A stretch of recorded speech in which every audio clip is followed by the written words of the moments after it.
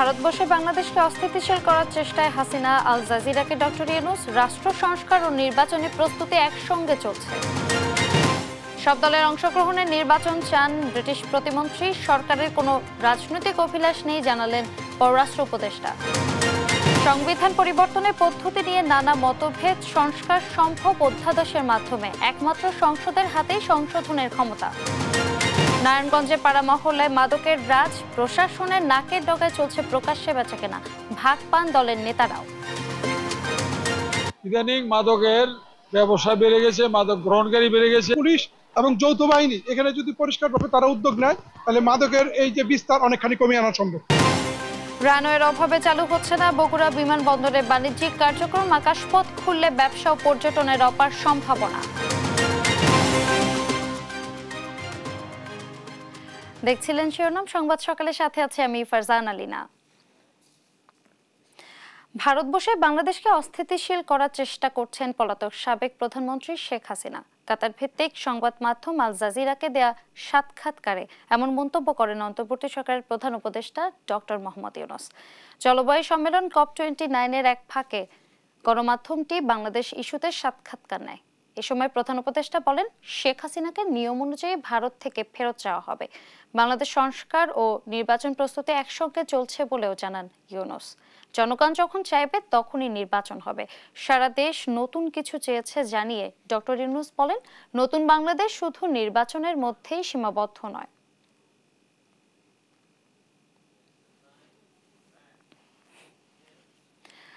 নির্বাচনী ট্রেন যাত্রা শুরু করেছে, এটা আর থামবে না বলে মন্তব্য করেন প্রধান উপদেষ্টা ডক্টর মোহাম্মদ ইউনূস।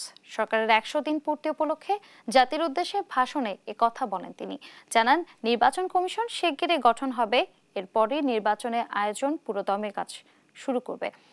এ সময় মজবুত অর্থনীতির দেশ করতে প্রতিশ্রুতি দেন সরকার প্রধান। এছাড়া প্রতিটি শহীদ পরিবারকে পুনর্বাসন করার আশ্বাসও দেওয়া হয় সরকারের পক্ষ থেকে। হাবিবুর রহমানের অভির সহযোগিতায় আরো জানাচ্ছেন জান্নাতুল মোহনা। তাদের চিকিৎসার জন্য নেপাল থেকে কর্নিয়া আনার ব্যবস্থা করা হয়েছে। এরপরই আসে নির্বাচন প্রসঙ্গ। বলেন, নির্বাচনী ট্রেন যাত্রা শুরু করেছে, এটি আর থামবে না। তবে একই সঙ্গে সংস্কারের উপর বিশেষ তাগিদ দেন তিনি। নির্বাচনের ট্রেন যাত্রা শুরু করেছে, এটা আর থামবে না, কিন্তু যেতে যেতে আমাদের অনেকগুলো কাজ সেরে ফেলতে হবে। এই ট্রেন শেষ স্টেশনে কখন পৌঁছবে সেটা নির্ভর করবে কত তাড়াতাড়ি আমরা তার জন্য রেল লাইনগুলো বসিয়ে দিতে পারি, আর তা হবে রাজনৈতিক দলসমূহের ঐক্যমত্যের মাধ্যমে। শুধু জুলাই আগস্ট গণহত্যার বিচার নয়, গেল 15 বছরের সব অপকর্মের দৃষ্টান্তমূলক বিচারের কথাও বলেন প্রফেসর ইউনূস। শেখ হাসিনাকে ভারত থেকে চাওয়া হবে বলেও উল্লেখ করেন তিনি। জুলাই আগস্ট হত্যাকাণ্ডের বিচারের যে উদ্যোগ আমরা নিয়েছি তার কাজও বেশ ভালোভাবে এগিয়ে যাচ্ছে। পতিত স্বৈরাচার শেখ হাসিনাকেও আমরা ভারতের কাছ থেকে ফেরত চাইব। কেবল জুলাই আগস্ট হত্যাকাণ্ডই নয়, আমরা গত 15 বছরে সব অপকর্মের বিচার করব। অসংখ্য মানুষ গুম হয়েছে, খুন হয়েছে। এই সময় আমরা গুমের তদন্তে একটা কমিশন গঠন করেছি। কমিশন প্রধান আমাকে জানিয়েছেন অক্টোবর পর্যন্ত তারা 1600 গুমের তথ্য পেয়েছেন।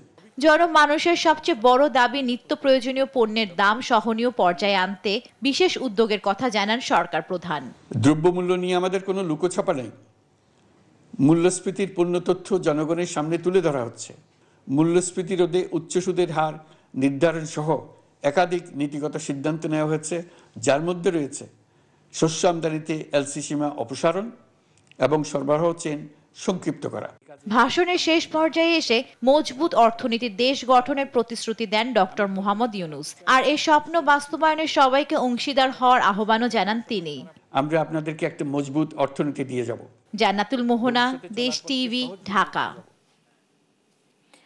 নতুন বাংলাদেশ বিনির্মাণে সবাইকে আরো সজাগ থাকার আহ্বান জানিয়েছেন যুব ও ক্রীড়া উপদেষ্টা আসিফ মাহমুদ সজীব ভুঁইয়া। নিজ মন্ত্রণালয়ে 100 দিনের কার্যক্রমের অগ্রগতি তুলে ধরে তিনি জানান, এই সময়ে 86,000-এর বেশি কর্মসংস্থান সৃষ্টি হয়েছে। 2 বছরে যা দাঁড়াবে 5 লাখে। জান্নাতুল মোহনার প্রতিবেদন। এটা বাস্তব যে জোড়াতালি দিয়ে চলছে। যদি স্পোর্টসে পলিটিসাইজ না করা হতো, বিসিবিতে পলিটিক্যাল লোকজন না থাকতো, তাহলে দেশে একটা পরিবর্তন হলেও বিসিবি তার মতোই থাকতে পারতো, ধারাবাহিকভাবে তার কার্যক্রম পরিচালনা করতে পারতো। যুব ও ক্রীড়া মন্ত্রণালয় এবং শ্রম ও কর্মসংস্থান মন্ত্রণালয়ে নিজের 100 দিনের কার্যক্রমের অগ্রগতি তুলে ধরতে সচিবালয়ে সংবাদ সম্মেলন করেন উপদেষ্টা আসিফ মাহমুদ সজীব ভুঁইয়া। দেশে 18 লাখ বেকার রয়েছে জানিয়ে তিনি বলেন, 100 দিনে রাজস্ব ও প্রকল্প খাতে ৮৬,২৭৭ জনের কর্মসংস্থান সৃষ্টি করা হয়েছে।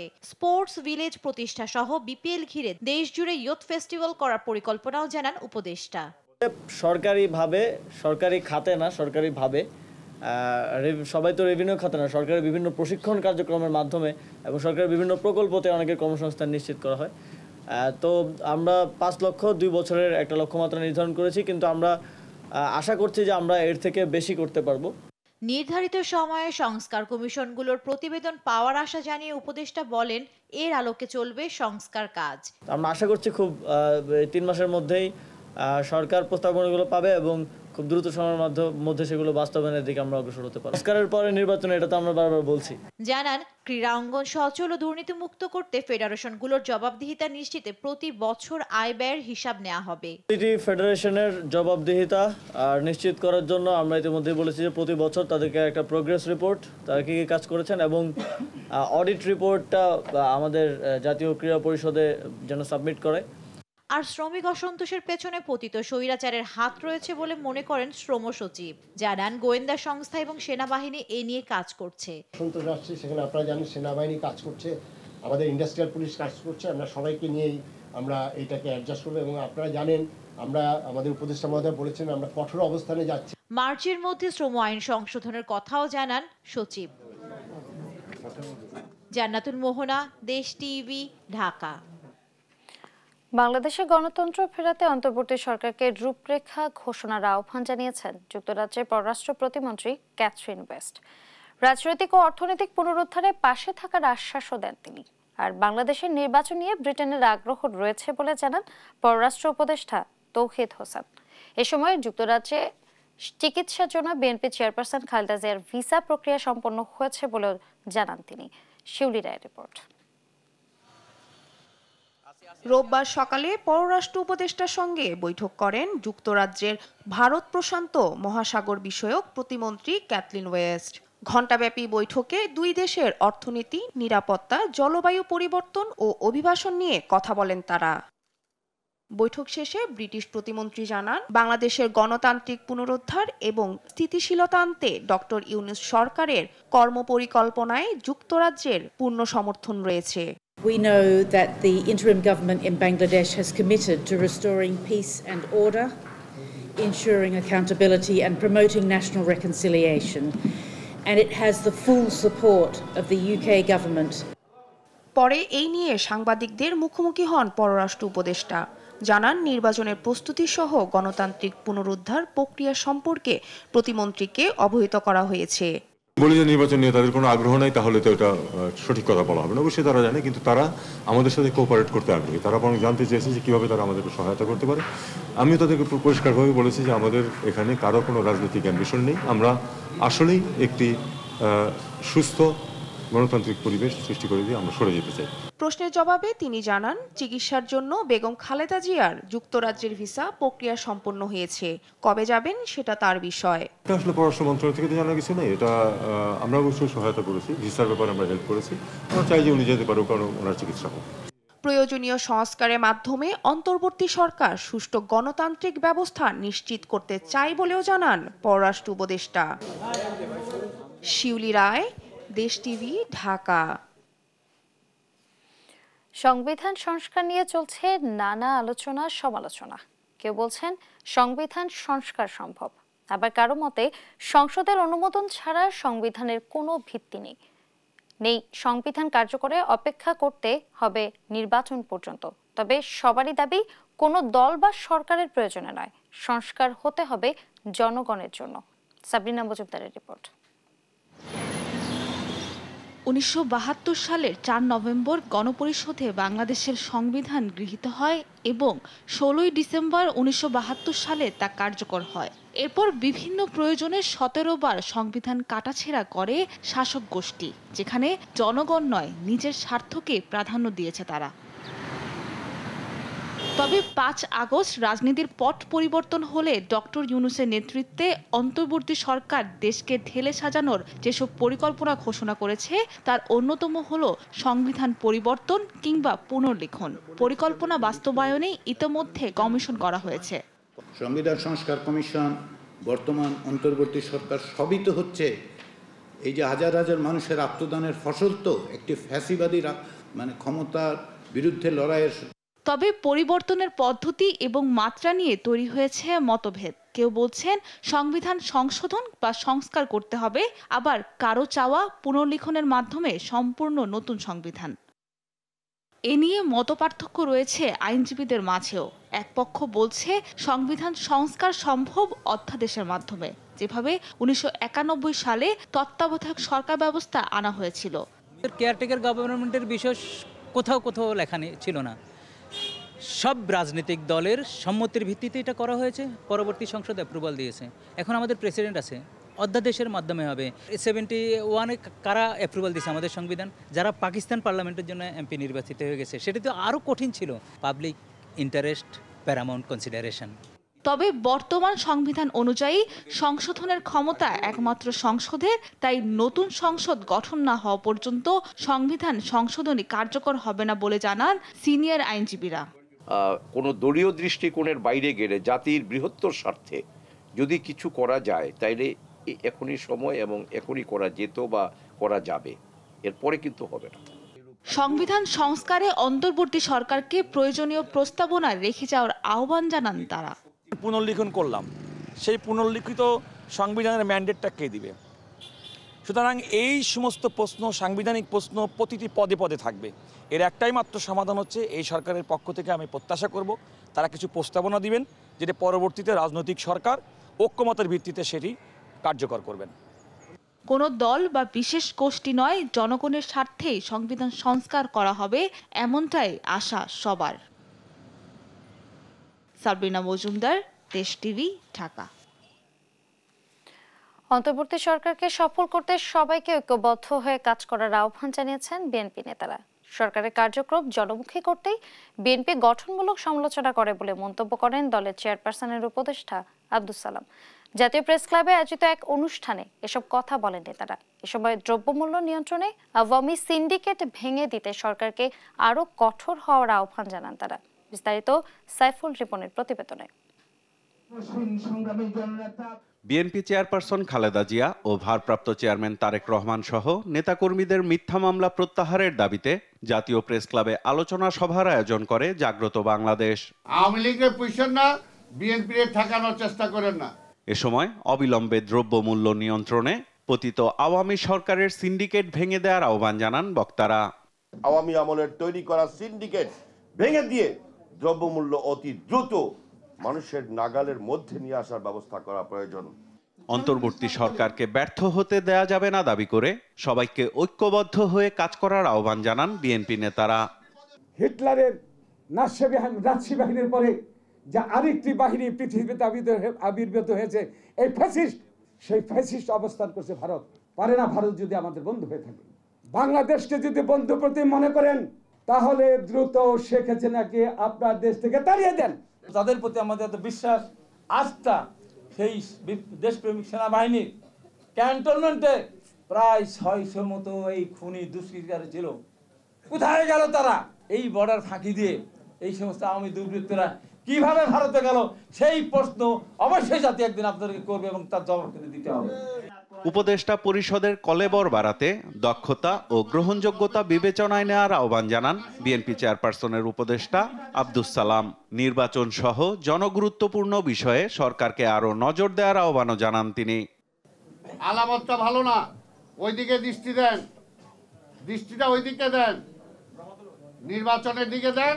আর ইমিডিয়েট যেগুলো নিত্য প্রয়োজনীয় দ্রব্যের দাম কমানো, ঢাকা শহরে যানজট কমানো, ডেঙ্গুর হাত থেকে রক্ষা করা, এগুলো কিভাবে করবেন সেদিকে দৃষ্টি দেন। রাজনৈতিক দলগুলোর উপর নির্ভর করেন, রাজনৈতিক দলগুলোর সাথে প্রতিনিয়ত বসেন, সপ্তাহে সপ্তাহে বসেন, তাদের পরামর্শ নেন, তাদের পরামর্শ নিয়ে সরকার পরিচালনা করেন, তাহলে ভুল ত্রুটি কম হবে।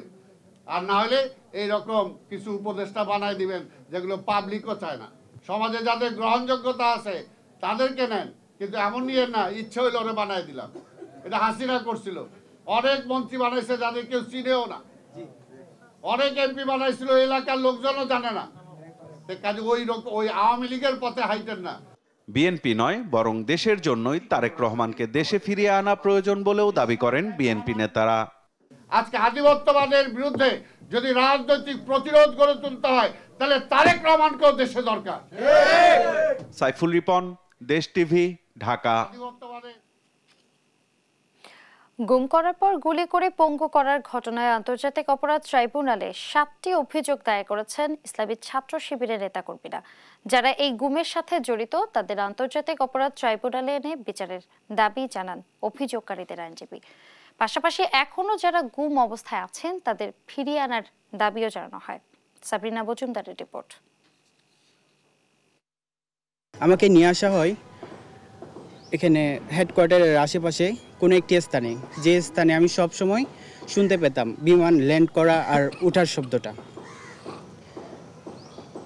এখানে আমাকে এমনভাবে রাখা হয়েছিল, চোখ বাঁধা, তারপর 24 ঘন্টা হাত বাঁধা, আর ভিতরে যে নির্মম নির্যাতনটা চালানো হতো, প্রস্রাব করতে দিত না ঠিকমতো, খাবারের টাইম দিত না। ইচ্ছে ছিল সফটওয়্যার ইঞ্জিনিয়ার হওয়ার, কিন্তু রাতে পড়াশোনা করা অবস্থায় আওয়ামী লীগ ও ছাত্রলীগের নেতাকর্মীরা পড়ার টেবিল থেকে উঠিয়ে নিয়ে যায় তাকে। চালানো হয় নির্মম নির্যাতন। শুনছিলাম এক অভিযোগকারীর নির্যাতনের বর্ণনা। পানি খেয়ে যখন প্রস্রাব ধরে রাখতে পারতাম না, সেই বোতলে আমাদের প্রস্রাব করতে হতো। তার মতো আওয়ামী লীগের আমলে একইভাবে নির্যাতনের শিকার হন ছাত্র শিবিরের বহু সদস্য। গুলশান আজাদ মসজিদে মাগরিবের নামাজ পড়ে বের হওয়ার সময় সাদা পোশাকধারী আইন শৃঙ্খলার পরিচয়ে আমাকে প্রথম পিছন থেকে হাত বেঁধে ফেলে এবং চোখ বেঁধে গাড়িতে উঠানো হয়। এমনই 7 জনের নির্মম অভিজ্ঞতার প্রেক্ষিতে আজ আন্তর্জাতিক অপরাধ ট্রাইব্যুনালে দায়ের করা হয় আরও 7টি অভিযোগ। অভিযোগকারীরা জানান, কাউকে কাউকে তুলে নিয়ে যাওয়ার পর নির্যাতন করে পরে রাস্তায় ফেলে দেওয়া হতো। ওনারা যখন মনে করছে যে মারা গেছে, ওই পুলিশের গাড়িতে উঠায় হ্যান্ডকাপ অবস্থায় আমার ব্রিজ থেকে ফেলা দিয়েছে। রবিবার সকালে ট্রাইব্যুনালে অভিযোগ দায়েরের পর ভুক্তভোগীদের আইনজীবী জানান, 53 জন র্যাব ও সাদা পোশাকের পুলিশ সদস্যের বিরুদ্ধে অভিযোগ আনা হয়েছে। যিনি এখন পর্যন্ত মিসিং আছেন, আমরা শত চেষ্টা করো ভাইকে আমরা খুঁজে পাইনি। তার বাড়ি হচ্ছে ঝিনাইদহ সদরে। এ ছিল আমাদের 7টি অভিযোগ। আমরা ট্রাইব্যুনালে অভিযোগ দায়ের করেছি। আমরা আমাদের অভিমত, আমাদের প্রত্যাশা ব্যক্ত করেছি যে যারা এখনো মিসিং আছে আমরা তাদেরকে ফিরে পাবো। এদিকে প্রতিদিনকার ন্যায় আন্তর্জাতিক অপরাধ ট্রাইব্যুনাল পরিদর্শন করেছেন প্রসিকিউশন। ট্রাইব্যুনালের মূল ভবন পরিদর্শন করে চিফ প্রসিকিউটর বলেন, সোমবার জুলাই গণহত্যার অভিযোগে গ্রেফতারি পরোয়ানার অধীনে বিগত সরকারের 14 নেতাকে হাজির করা হবে। যে 46 জনের বিরুদ্ধে প্রথম গ্রেফতারি পরোয়ানা জারি হয়েছিল তাদের মধ্যে থেকে কালকে হয়তো 14 জনকে আমরা পাচ্ছি। কালকে তারা নর্মাল ডেটে হাজির হবেন। তাদের পক্ষে যদি কোনো আইনজীবী তারা নিযুক্ত করেন, সেই আইনজীবীরা থাকবেন। এখন পর্যন্ত অ্যারেস্ট হয়েছে, তারা আসবেন। আসার পরে ন্যাচারালি কালকে হয়তো তদন্ত রিপোর্টের জন্য যদিও দিন ধার্য আছে, স্বাভাবিকভাবেই 1 মাসের মধ্যে তদন্ত রিপোর্ট তো সমাপ্ত হবে না। সেজন্য তদন্ত সংস্থার পক্ষ থেকে আমাদের কাছে বলা হয়েছে সময়ের কথা। শেখ হাসিনা সহ পলাতক আওয়ামী লীগ নেতাদের দেশে ফেরাতে ইন্টারপোলের রেড নোটিশ জারির মাধ্যমে তাদেরও বিচারের আওতায় আনা সম্ভব বলে আশা প্রসিকিউশনের। সাবরিনা মজুমদার, দেশ টিভি, ঢাকা। দেখছেন সংবাদ সকাল। মাত্র 1,500 ফুট রানওয়ের অভাবে চালু করা যাচ্ছে না বগুড়া বিমানবন্দরের বাণিজ্যিক কার্যক্রম। রাজনৈতিক সদিচ্ছার অভাব নাকি ভৌগোলিক বৈষম্য?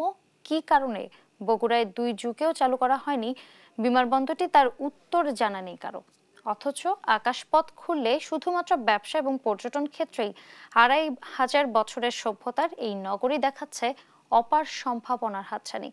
তাই দ্রুত বিমানবন্দর চালুর দাবি এখন বগুড়াবাসীর। সঞ্জু রায়ের প্রতিবেদন। উত্তরবঙ্গের প্রাণকেন্দ্র বগুড়া গুরুত্বপূর্ণ কলকারখানা, শিক্ষা, সংস্কৃতি, ক্রীড়াঙ্গন কিংবা পর্যটন খাত সব দিক থেকেই এগিয়ে এই জেলা। তবে উন্নয়নের প্রশ্নে বরাবরই যেন পিছিয়ে 2,500 বছরের সভ্যতার নগরী।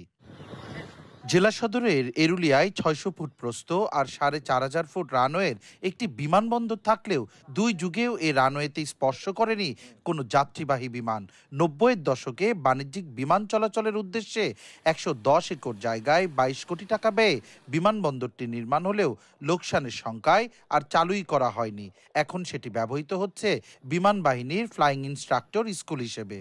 সবকিছু থেকেও বাণিজ্যিক বিমান চালুর উদ্যোগ না নেয়ার আক্ষেপ বগুড়াবাসীর। বগুড়া হচ্ছে উত্তরবঙ্গের রাজধানী এবং আপনারা জানেন বগুড়া কিন্তু একটা বাণিজ্যিকভাবে অনেক একটা গুরুত্বপূর্ণ স্থান। সার্বিক বিবেচনা করে কিন্তু বগুড়া এয়ারপোর্টটা অনেক বেশি দরকার। আমরা বড় ভালো টিম নিয়ে আসতে পারিনি শুধু স্টেডিয়ামের কারণে। তো আমাদের প্রাণের দাবি, বগুড়াবাসী সবার দাবি একটা এয়ারপোর্ট। বগুড়ার বিভিন্ন শিল্প কারখানা থেকে বছরে ১,০০০ কোটি টাকার পণ্য রপ্তানি হয় বিদেশে। আকাশপথে যোগাযোগ নিশ্চিত করা গেলে এই শহর নতুন সম্ভাবনার দ্বার উন্মোচন করবে বলে দাবি ব্যবসায়ী নেতাদের। এয়ারপোর্টটা হলে পরে আমাদের এক্সপোর্ট এরিয়াটা আরো বেড়ে যাবে এবং আমরা আশা করি যে আমাদের মেজর একটা বৈদেশিক মুদ্রা আমাদের অর্থনৈতিক যোগ হবে, দেশের যোগ হবে। রাজনৈতিক নেতারা বলছেন শুধু রাজনৈতিক বৈষম্যের কারণেই বারবার আশা দিয়েও চালু করা হয়নি বিমানবন্দরটি। এটা টোটালি রাজনৈতিক একটি কারণ। এতদিন আওয়ামী লীগ ক্ষমতায় ছিল, তারা বগুড়ার কোনো উন্নয়ন চায়নি।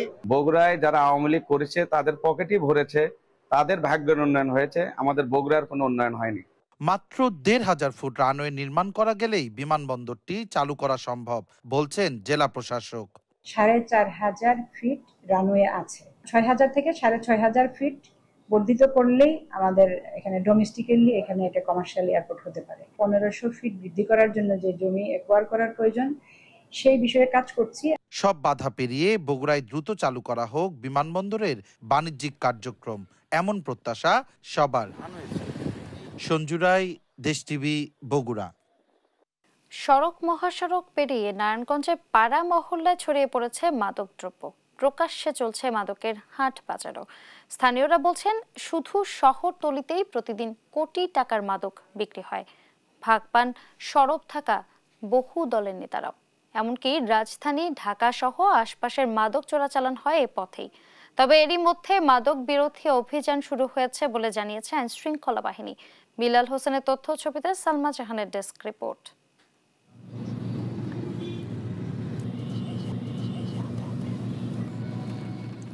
হাটবাজারের মতোই এভাবেই প্রকাশ্যে দিনরাত মাদক বিক্রি চলছে ঢাকা নারায়ণগঞ্জ লিংক রোডের চানমারি এলাকায়। চানমারির মতো নগরীর ২ নম্বর রেলগেট, নতুন জিমখানা, চাষারা রেল স্টেশন থেকে ইসদাইর পর্যন্ত ১ কিলোমিটার এলাকা জুড়ে হয় মাদক বেচাকেনা। মূলত স্থানীয় নেতা ও পুলিশের সোর্সদের সঙ্গে সখ্যতা গড়ে টাকার বিনিময়ে চলে মাদকের ব্যবসা। ফলে মাদক কারবারিরা নিজেদের ক্ষমতাধর মনে করে। আবার মাদক বিক্রির ভাগ বাটোয়ারা নিয়ে চলে বাকবিতণ্ড, মারামারি। স্থানীয়রা বলছেন প্রশাসন কঠোর না হলে মাদক নির্মূল করা সম্ভব নয়। আইন শৃঙ্খলা রক্ষা বাহিনীর শিথিলতার কারণে ইদানিং মাদকের ব্যবসা বেড়ে গেছে, মাদক গ্রহণকারী বেড়ে গেছে এবং ছিনতাই, চাঁদাবাজি এর কারণে বেড়ে গেছে। থানার মধ্যে এগুলির পরিষ্কার তালিকা রয়েছে এবং পুলিশ এবং যৌথ বাহিনী এখানে যদি পরিষ্কারভাবে তারা উদ্যোগ নেয় তাহলে মাদকের এই যে বিস্তার অনেকখানি কমিয়ে আনা সম্ভব। ছোটখাটো মাদক ব্যবসায়ীতে আমরা ধরে নিয়ে গেলাম, আবার ছেড়ে দিলাম, আবার তার জামিন বেরিয়ে এসে আবারও সেই ব্যবসায় তারা জড়িত হয়। আসলে মাদকের মূল জায়গা যেটা, মূল উৎসটা বন্ধ করা উচিত। মাদক বিক্রি করে কে যদি নাম বলি তাহলে বোঝেন যে কোনো মানুষের কল্লা থাকবো একদিকে আর দেহ থাকবে বোঝেন আরেক দিকে। শুধু শহরতলিতেই নয়, রূপগঞ্জের চনপাড়া, দড়িকান্দি, বন্দরের ময়মনসিংহপট্টি, বাবুপাড়া ও সোনারগাঁয়ের সাদিপুর, বানিচিনি, গুহাট্টা ও ২৫০০-এর বালিয়াপাড়া ও বিষ্ণন্দী এলাকাতে প্রকাশ্যে চলে এমন মাদকের হাট। পুলিশ সুপার বলছে মাদক কারবারিদের তৎপরতা বাড়লেও এখন মাদক বিরোধী অভিযান চলমান রয়েছে। এখন আমাদের পুলিশ পরিপূর্ণভাবে সক্ষমতার সাথে মাদক উদ্ধারে অভিযান চালাচ্ছে। ইতিমধ্যে আমরা 2টো বড় চালানের মাদকও উদ্ধার করেছি। পাশাপাশি আমাদের মাদকের বিরুদ্ধে অভিযান আরো অব্যাহত থাকবে এবং মাদক কারবারিদের ঠাঁই এই নারায়ণগঞ্জের মাটিতে হবে না। এদিকে মাদক নির্মূলে প্রশাসনের ব্যর্থতা কোথায় তার খোঁজ করা হচ্ছে বলে জানায় মাদক দ্রব্য নিয়ন্ত্রণ অধিদপ্তরের মহাপরিচালক। আমরা ছোট হোক বড় হোক মাদক ব্যবসায়ী যে তাকে আমরা ছাড় দেবো না, বড়ও ধরবো ছোটও ধরবো, কাউকে আমরা ছাড় দেবো না।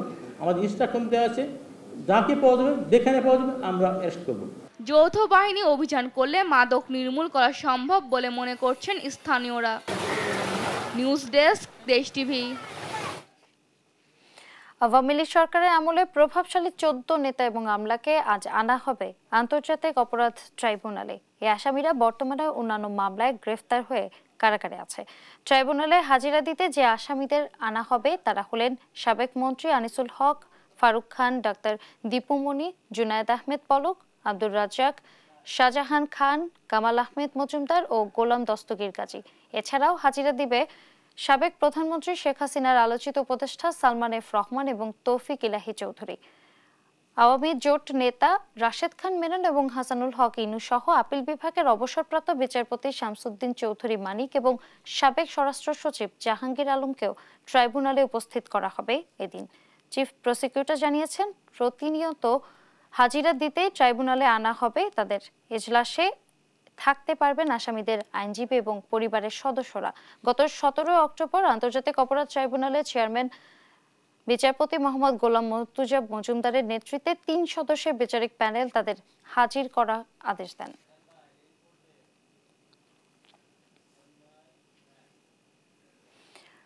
দর্শক, আন্তর্জাতিক অপরাধ ট্রাইব্যুনালে তোলা হবে আওয়ামী সরকারের 14 নেতা এবং আমলাকে। এই মুহূর্তে সেখানে আছে আমাদের সহকর্মী সাবরিনা মজুমদার। আমরা সরাসরি তার সাথে যুক্ত হব। সাবরিনা, শুনতে পাচ্ছেন নিশ্চয়ই, সেখানে এখন কি অবস্থা আছে আমাদের বিস্তারিত জানান।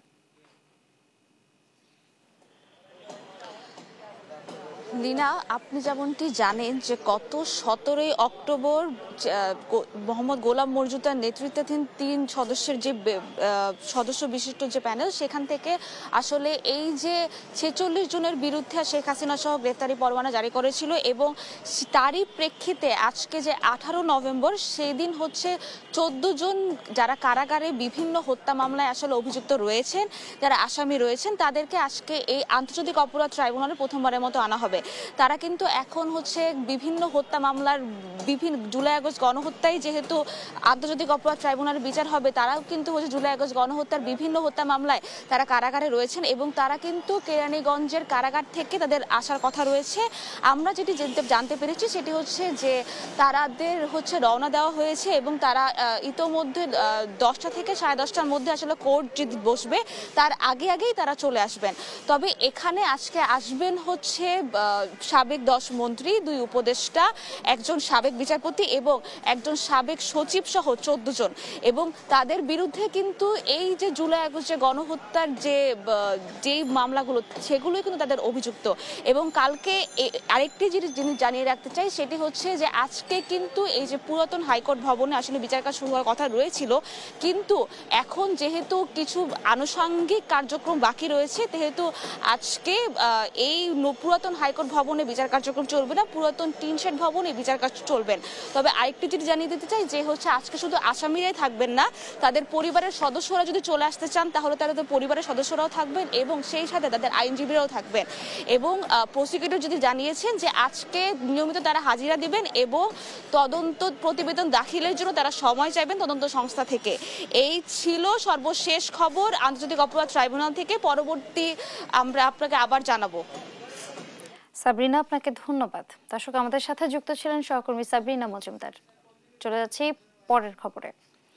কুড়িগ্রামের সরকার নির্ধারিত মূল্যের প্রায় দ্বিগুণ দামে বিক্রি হচ্ছে আলু বীজ। এতে জেলায় আলু আবাদের লক্ষ্যমাত্রা অর্জনের শঙ্কা দেখা দিয়েছে। খরচ বেড়ে যাওয়ায় আবাদ ছেড়ে দেওয়ার কথাও ভাবছেন অনেক প্রান্তিক কৃষক। বাজারে বীজ আলুর দাম কিছুটা বেশি হলেও লক্ষ্যমাত্রা অর্জনের আশা কৃষি বিভাগের। সহকর্মী জুয়েল রানা তথ্য চিত্রে ডেস্ক রিপোর্ট। আলু আবাদের জন্য কেউ জমিতে দিচ্ছেন হাল চাষ, কেউ করছেন পরিচর্যা, আবার কোথাও কোথাও চলছে আলু বীজ বপন। এই দৃশ্য কুড়িগ্রামের চরাঞ্চলের। পরপর 2 বছর আলুর ভালো দাম পাওয়ায় এবারও আশাবাদী চাষিরা। এতে জেলায় বাড়ছে আগাম আলু চাষ। তবে প্রান্তিক কৃষকদের কপালে এখনো দুশ্চিন্তার ভাঁজ।